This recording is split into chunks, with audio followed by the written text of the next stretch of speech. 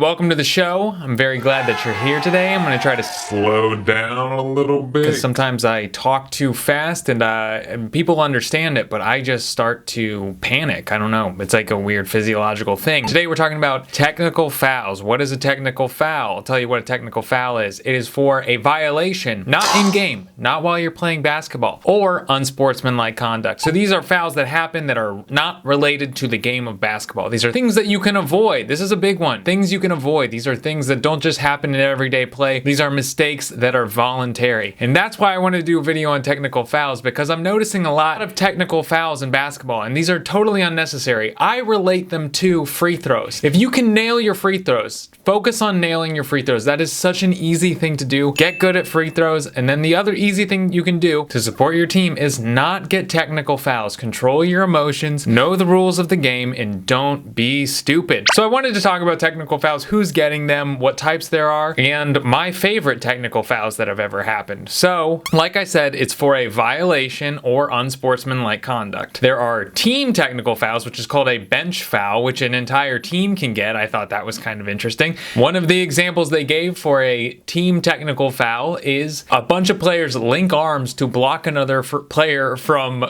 to obstruct their movement. I've literally never seen that happen, but that is a bench foul. Also, fans can get technical fouls. I thought that was weird. So you can end up giving a foul for the team you're rooting for because you were being obnoxious or you did something wrong. I didn't know that. I had never seen this before. I still have not seen this before, but that is a thing that can happen to you. So what happens if there is a technical foul? Well, the other team gets one shot and then they get the ball back. So if you're on offense and you commit a technical foul, you yell at the ref, or you don't have your shirt tucked in, you delay the game, you just gave up the ball and you give them a free throw. And as the team that the technical foul is against, you get to pick your best free throw shooter to shoot a free throw. They're bad. You shouldn't get technical fouls because they're voluntary. You're letting them happen. You've made this decision to be a bad sportsman. Now the other team gets an opportunity to shoot a basket and they get the ball back. To me, I see it and I'm like, man, if you could just control your emotions. But again, I'm not a basketball player. I don't know what it's like to be out there. Maybe you get so hyped up from the emotion of the technical foul that it makes you play better. I don't know, but when I see it, I'm like, man, these are so avoidable. So what are the most common technical fouls that happen? What do you think it is?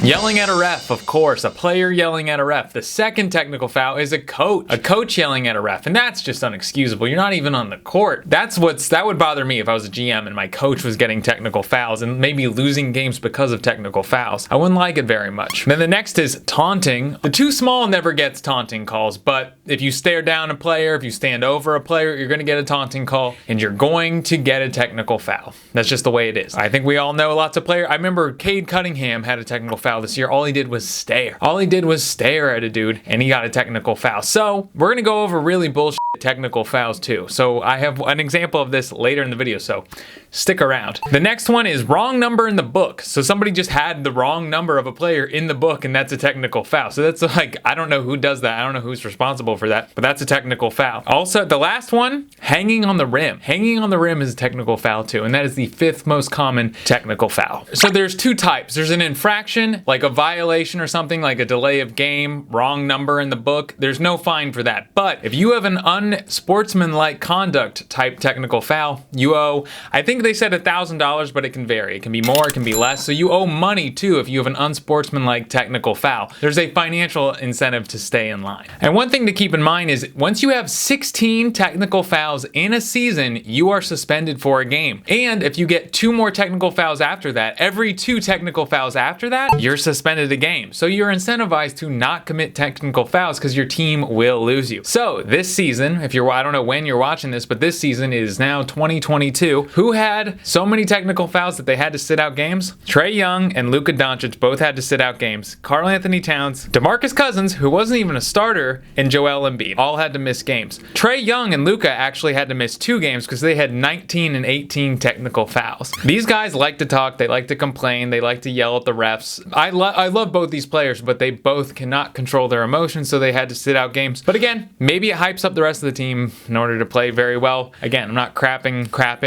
I'm not shitting on both of these guys, but they are very prone to technical fouls. Who has the most technical fouls of all time? It's not Rasheed Wallace. I thought it was Rasheed Wallace. Rasheed Wallace is known for yelling at the refs. He's known for getting lots of technical fouls. He's known to not be well liked by the refs, but it's Karl Malone, because Karl Malone was known for complaining, trash talking, and reckless use of his elbows. So keep that in mind too. If you're, shaking guys off with your elbows, you're going to get a technical foul. You think that'd just be a regular foul, but it's not considered in the play of basketball, so it is a technical foul. Also had the most personal fouls of all time. Karl Malone, you can't talk about Karl Malone without, I'm not even going to bring it up.